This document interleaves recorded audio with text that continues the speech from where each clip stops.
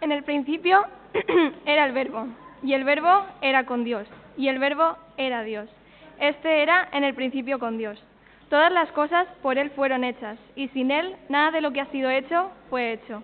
En Él estaba la vida, y la vida era la luz de los hombres. La luz en las tinieblas resplandece, y las tinieblas no prevalecieron contra ella. Hubo un hombre enviado de Dios, el cual se llamaba Juan.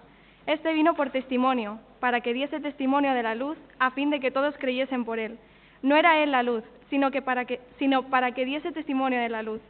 Aquella luz verdadera que alumbra a todo hombre venía a este mundo. En el mundo estaba, y el mundo por él fue hecho, pero el mundo no le conoció. A lo suyo vino, y los suyos no le recibieron, mas a todos los que le recibieron, a los que creen en su nombre, les dio potestad de ser hechos hijos de Dios, los cuales no son engendrados de sangre, ni de voluntad de carne, ni de voluntad de varón, sino de Dios. Y aquel Verbo fue hecho carne, y habitó entre nosotros, y vimos su gloria, gloria como del unigénito del Padre, lleno de gracia y de verdad. Juan dio testimonio de él, y clamó diciendo: Este es de quien yo decía, el que viene después de mí, es antes de mí, porque era primero que yo. Porque de su plenitud tomamos todos, y gracia sobre gracia.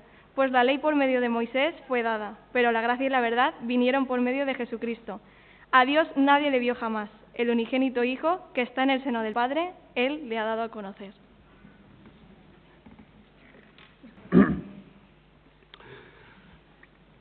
Creo que en ocasiones, debido a la rutina o al paso de los años, que viene a ser algo muy parecido, nos hemos acostumbrado a pensar que lo que tenemos es lo normal, ¿verdad? Que las relaciones que tenemos, nuestra familia, nuestros hijos, pues es lo normal, que el trabajo, pues es lo normal. Y entramos en una especie de cotidianidad que nos hace que todo lo que tenemos, somos y poseemos, pues venga a ser algo normal. Y entramos sin quererlo a veces en una especie de rutina donde no valoramos precisamente lo que tenemos, no le damos el valor que le corresponde o que se merece, ya sea el trabajo, ya sea la familia, ya sea la iglesia, y de alguna manera esa cotidianidad pues nos hace que no, como decía antes, no valoremos suficiente lo que tenemos. Y creo que se hace necesario en ocasiones pararnos, contemplar y reflexionar precisamente eso, lo que tenemos, ponerlo en valor. Poner en valor nuestra familia, poner en valor nuestra pareja, poner en valor nuestro trabajo, aunque siempre queramos y aspiremos a más, pero tener también esos momentos de poner en valor lo conseguido, ponerlo en su justa medida y valor. Y a veces tengo la sensación, y hablo por mí mismo, de que en la vida cristiana nos pasa algo similar, que la rutina, el paso de los años, nos lleva a dejar de valorar y admirar y de alguna manera sorprendernos de lo que es más valioso para nosotros, que evidentemente es nuestro Señor. Lo hemos convertido a veces en algo cotidiano, en algo que pertenece a la rutina de la espiritualidad, no quiero decir algo vulgar, pero no le damos, creo, a veces ese valor que tiene. Y por tanto creo que se hace necesario recuperar en ocasiones precisamente esa cuestión, el de pararnos, admirar lo que tenemos, lo que nos ha sido dado, quedar de alguna manera fascinados y asombrados por nuestro gran Dios. Alguien oraba y decía, nuestro gran Dios y Salvador, Jesucristo, ¿verdad? Por lo que tenemos, por lo que nos ha sido dado, para quedarnos otra vez fascinados por ese Dios tan grande que se nos ha dado a conocer, Él mismo, su amor insondable, su misericordia, su compasión, el saber que Él es el Santísimo, como dice la Escritura, el 3 veces santo, que es la vida, de donde brota nuestra vida también, como un manantial. Creo que también hemos dejado de, en ocasiones, quedar fascinados y asombrados por la obra de Jesús a nuestro favor, por lo que Él ha hecho por ti y por mí, por su entrega incondicional, por ese valor que tenemos en Él. Creo que a veces tampoco, o también no nos fascinamos y asombramos de la creación de Dios, de la naturaleza, de la maravilla que Él ha puesto a nuestra disposición. Y creo que en ese sentido debemos de recuperar, debemos de parar en ocasiones y mirar y contemplar la obra de Dios para quedar fascinados, para quedar sorprendidos por la obra de Dios. Creo también que hemos dejado de mirar en ese sentido a Jesús, el Verbo encarnado del cual se nos habla en este pasaje, el Hijo eterno de Dios, el que estaba, como dice el texto, a la diestra del Padre, el que estaba cara a cara junto al Padre, por quien fue creado todas las cosas, las que existen, nos dice la Escritura, el que participaba de la gloria divina y la dejó para hacerse como tú y como yo. Y creo que de alguna manera Juan en su prólogo nos invita a subirnos a sus alas. Sabéis que Juan ha sido representado en la tradición cristiana como el águila, ¿verdad? Siguiendo las imágenes de aquellos seres vivientes de la profecía de Ezequiel.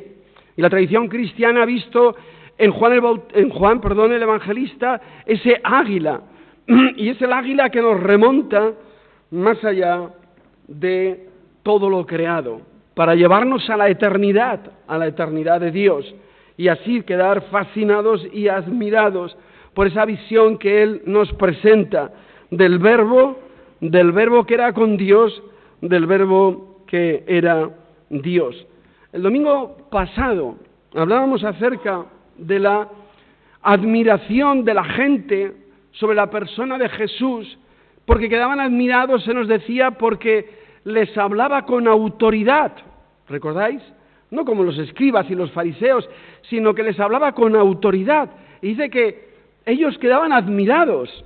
Bueno, pues creo que en este sentido, nosotros hoy también me gustaría que quedásemos admirados, asombrados, fascinados, al contemplar precisamente este prólogo del Evangelio de Juan, aquel que nos habla de que lo que vimos y oímos, eso os anunciamos, pero va más allá, para anunciarnos y mostrarnos lo que ojo no vio ni oído nunca oyó, pero que Dios, como diría Pablo, tuvo a su bien manifestar a ese Verbo en la eternidad junto al Padre.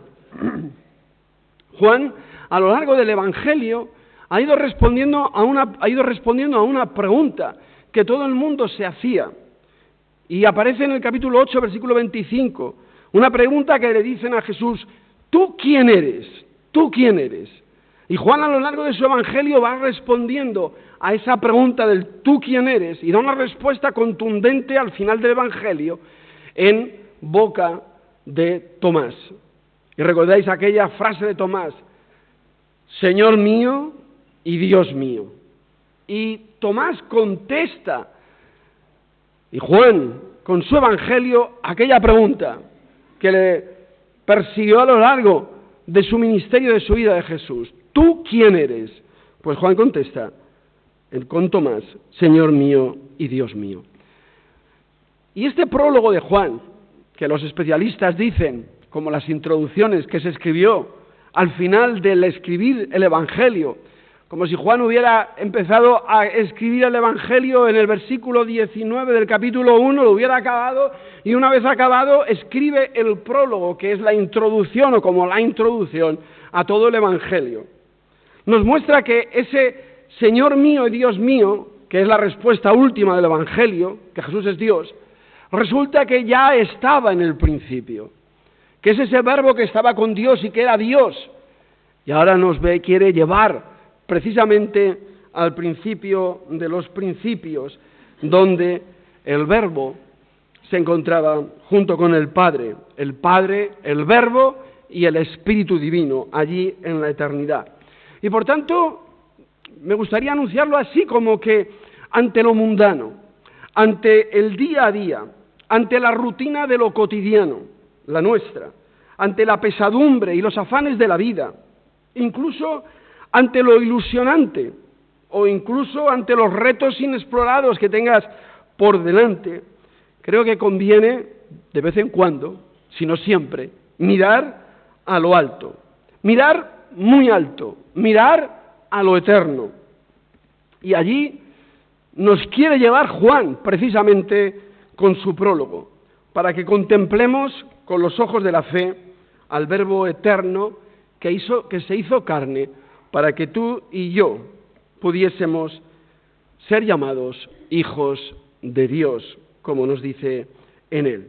Y así, con fuerzas renovadas por la visión y por la contemplación del Verbo eterno de Dios, como los discípulos que fueron llevados al monte de la transfiguración, para que pudieran contemplar a Jesús transfigurado y después bajar al día a día, a la rutina, a lo cotidiano, allí donde se encontraron con aquel que tenía un espíritu inmundo que los apóstoles no podían sacar.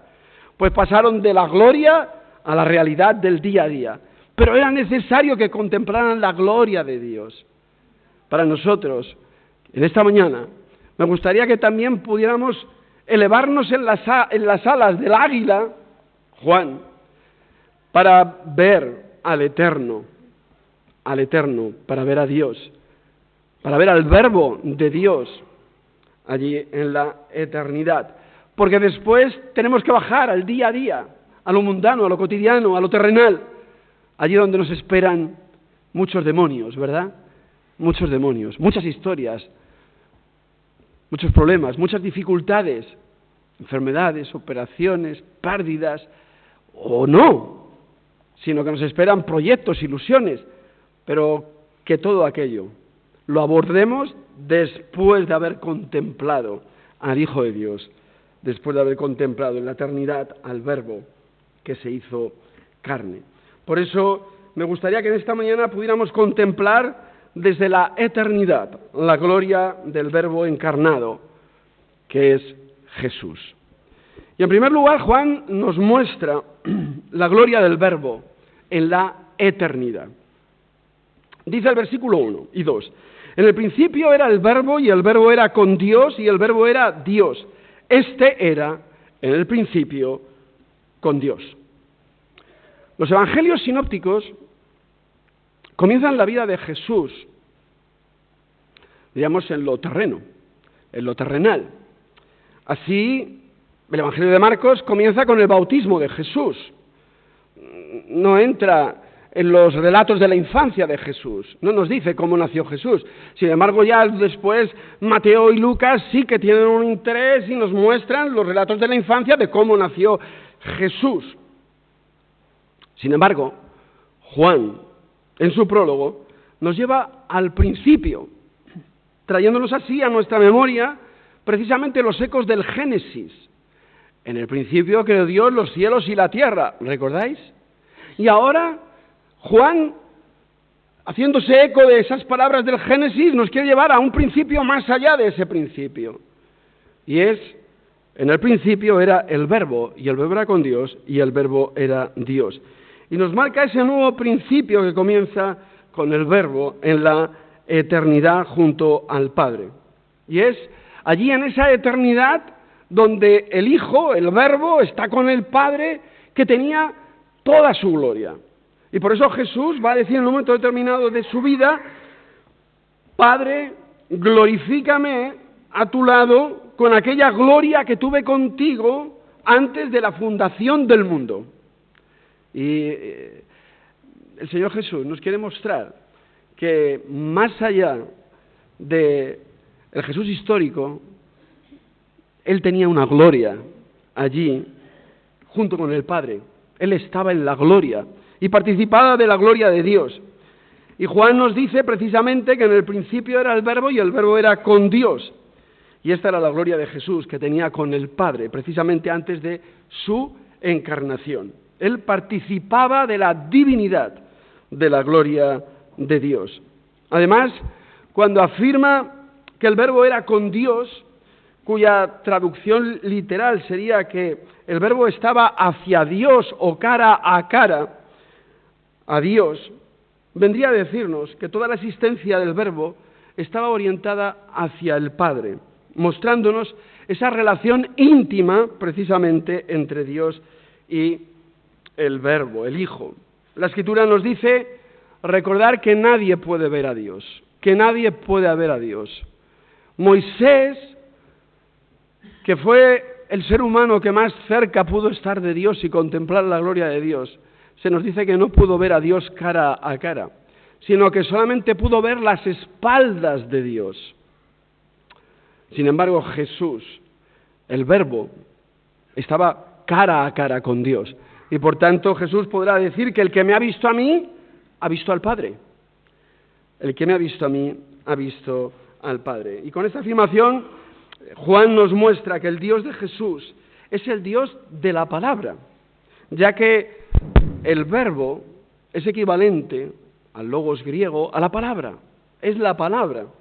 Y por tanto nos habla de un Dios que se comunica, de un Dios que se revela. Y eso de cara a nosotros es fundamental, porque no hablamos de un Dios hierático, un Dios frío, un Dios apartado, sino hablamos de un Dios que quiere comunicarse con el ser humano. Hablamos de un Dios que en Jesús se ha hecho tan humano que ahora podemos ver en Él al mismo Dios. Por tanto, nuestra experiencia de Dios ha de ser una experiencia relacional. Dios quiere relacionarse con nosotros porque es el Dios de la palabra, es el Dios que habla y, por tanto, en ese sentido, un Dios personal, un Dios íntimo. Y se nos dice, por último, que ese Verbo es Dios, y el Verbo era Dios. Y de alguna manera está la afirmación cristológica o acerca de Cristo más alta que encontramos en el Nuevo Testamento. Hay otras, evidentemente, como la mencionada anteriormente por Tomás, pero ha llegado a la culminación del pensamiento sobre la persona de Jesús en la eternidad. El Verbo era Dios. Esta afirmación para el monoteísmo judío de su época era un escándalo. Y más que un escándalo, era una blasfemia. Por eso, entre otras cosas, matan a Jesús. Pero para nosotros, esa afirmación precisamente es todo lo contrario. Es que el Dios eterno se ha encarnado y se ha hecho hombre. El Dios eterno ha venido a ser como tú y como yo, por tanto ahora podríamos decir que nos entiende, nos comprende, y por eso, dirá la epístola a los Hebreos, puede compadecerse de nosotros, porque fue en todo, dice la Escritura, semejante a nosotros. Y esta es la gloria también del Hijo de Dios, del Verbo eterno. Remontar el vuelo en las alas del águila, Juan, es disfrutar de la contemplación de la gloria del Verbo junto al Padre. Es quedar fascinados ante la eternidad del Hijo. Es valorar como nunca el amor inmenso de Dios y del Hijo, ya que en su encarnación tuvo que abandonar precisamente su gloria por amor. Todos creo que hemos visto imágenes de la Tierra desde el espacio, ¿verdad? Esas fotografías tan preciosas desde el espacio sobre la Tierra. Los astronautas quedaron fascinados también al contemplar la belleza de la Tierra, porque desde fuera y desde allí todo se ve diferente. Juan nos permite elevarnos por encima de lo cotidiano y elevarnos por encima de las miserias del día a día para contemplar, como hemos dicho, desde las alturas, las maravillas de nuestro Dios y de su Hijo, el Verbo encarnado. En segundo lugar, Juan nos muestra la gloria del Verbo en la creación.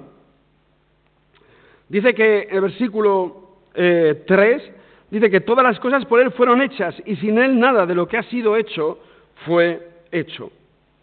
Mirad, ahora, siguiendo la metáfora, ahora el vuelo del águila desciende y nos lleva a otro principio. Si antes hablábamos del principio de los principios, la eternidad de Dios, ahora el águila desciende y nos lleva a otro principio que es el principio de la creación de todo lo que existe. No la creación del Hijo, sino de la creación de todas las cosas. Nos dice que Él hizo todas las cosas. Recordemos que el Creador es Dios, Dios el Padre. El Hijo es el mediador de la creación. Todas las cosas por Él fueron hechas, y sin Él nada de lo que fue hecho, fue hecho. En el principio, recordar, creó Dios los cielos y la tierra. Se nos dice en el libro del Génesis. Así que es Dios el creador de todo cuanto existe, pero creó por medio de la palabra, del Logos. Por esta razón dirá Pablo acerca de Jesús que Él es la imagen del Dios invisible, el primogénito de toda creación, y dice, todo fue creado por medio de Él y para Él.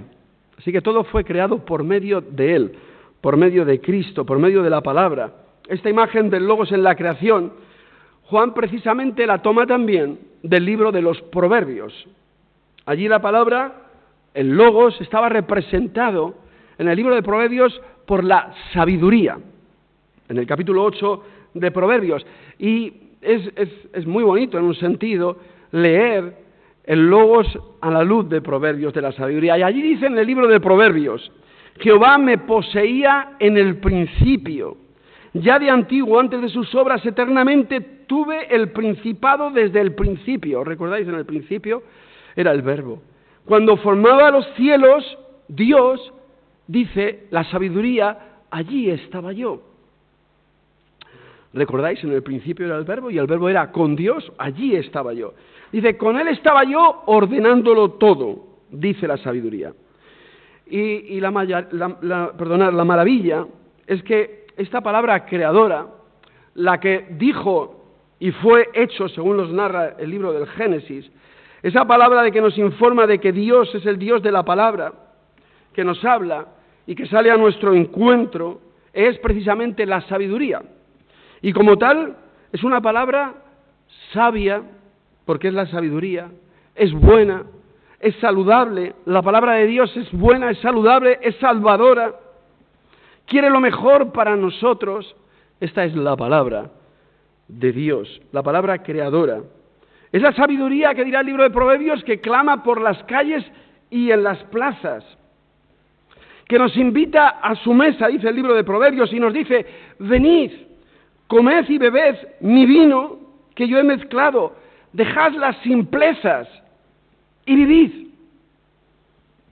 El Hijo de Dios, el Verbo eterno, la sabiduría, nos invita también a su mesa.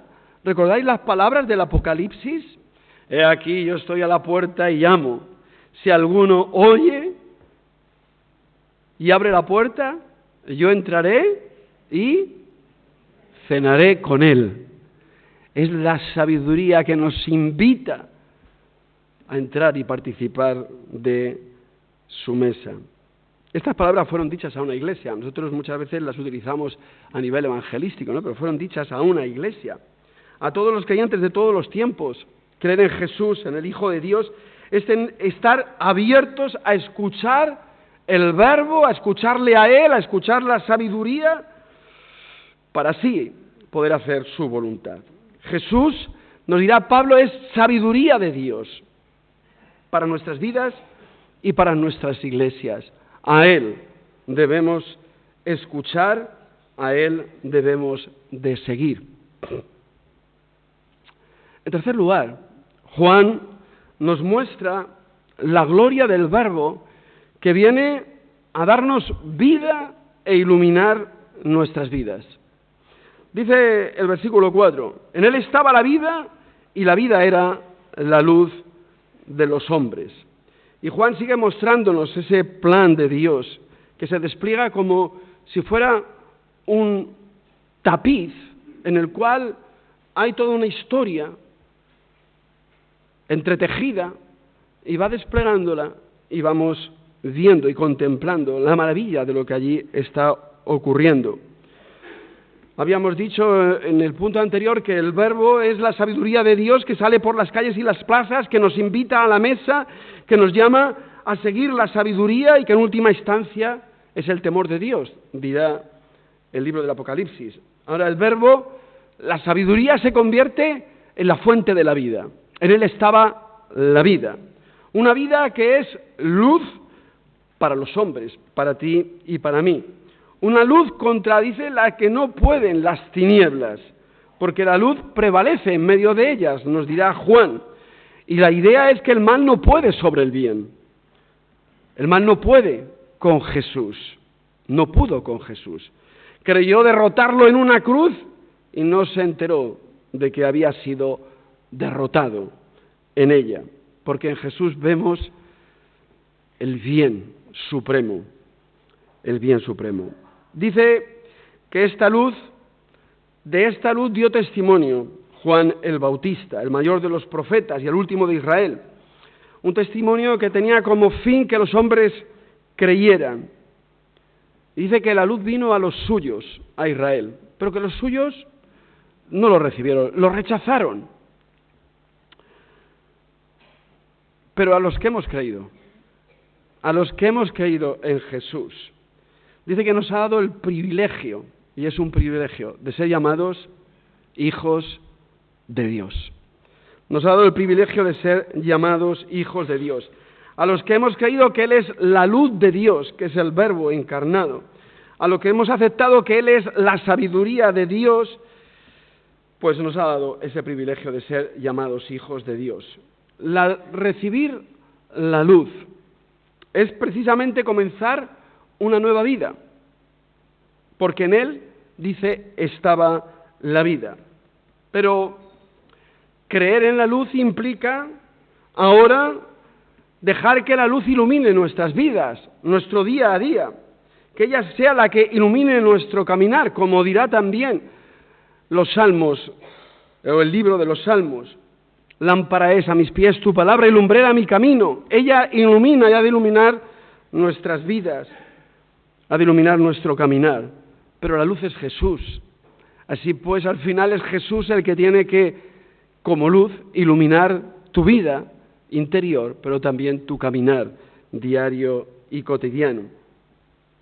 Por tanto, creer en la luz implica seguir la luz. Es como una especie de foco, de linterna, que ilumina por donde hemos de transitar, dejando a los lados la oscuridad por la cual no debemos de ir, que quiere ser, evidentemente, el mal. El cristiano, la cristiana, somos hombres y mujeres llamados a vivir en la luz, a practicar el bien y a caminar en torno a él. Por último, Juan nos muestra la gloria del Verbo en su encarnación.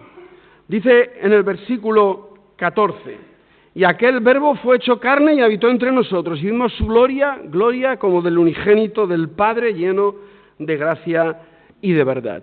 Pues siguiendo en las alas de ese águila, que iba descendiendo desde que nos llevó primero al principio de los principios, descendió después al principio de la creación, nos mostró precisamente la luz. Ahora las alas del águila descienden hasta la tierra. Posa, permitidme la ilustración, sus patas en el suelo. Y así Juan nos lleva a lo que es el clímax de la exposición de este prólogo. Y aquel Verbo fue hecho carne y habitó entre nosotros. Y de su gloria participamos también los que hemos creído en él. Ese misterio y milagro es el que nos debe llevar, como decía al principio, a la admiración, al asombro, a la adoración, por todo lo que representa lo que es precisamente la encarnación. Si Dios en el Antiguo Testamento se nos dice que hizo su morada, entre los hombres en su tabernáculo, en el templo, donde bajó la gloria de Dios y dice que habitó en ella, o en él. Ahora se nos dice que Jesús ha hecho su morada, ha establecido su tienda, su morada entre nosotros.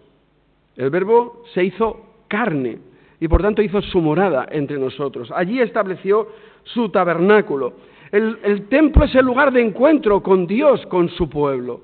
Ahora nosotros vamos al encuentro de Dios a través de la persona de Jesús. Él ha establecido su morada entre nosotros, ha establecido su tienda y por tanto somos convocados a ir y a acudir a Jesús, porque en Él Dios se manifiesta. Y esta es parte de la maravilla, de la gloria que tenía el Verbo, el Hijo junto al Padre, que también se hizo carne, y vimos su gloria, nos dice precisamente el apóstol, dice, y vimos su gloria, gloria como del unigénito del Padre. Y por tanto es en el Jesús histórico, en el encarnado, donde vemos la gloria de Dios y la gloria de Jesús.